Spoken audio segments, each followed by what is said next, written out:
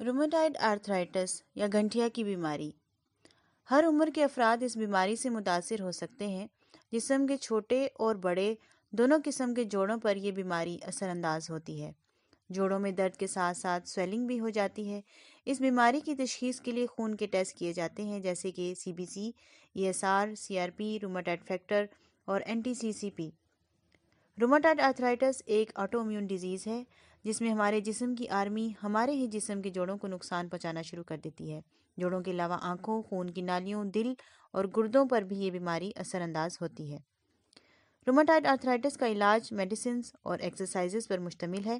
Medicine کم سے کم 3 سال مسلسل لینی ہوتی ہیں اور 80% مریضوں کی تقریباً ساری زندگی یہ میڈیسن لینی پڑتی ہیں۔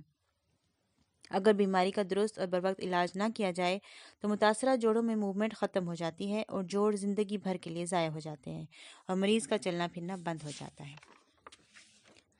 جسم کے لارج جوائنٹس جیسے کہ ہپ جوائنٹ اور نی جوائنٹ ناکارہ ہو جانے کی صورت میں مصنوعی جوڑ لگانے کا جدید آپریشن کیا جاتا ہے، جسے جوائنٹ ریپلیسمنٹ سرجری کہا جاتا ہے، جو کہ گزشتہ 30 سالوں سے پوری دنیا میں ایک کامیاب آپریشن ہے۔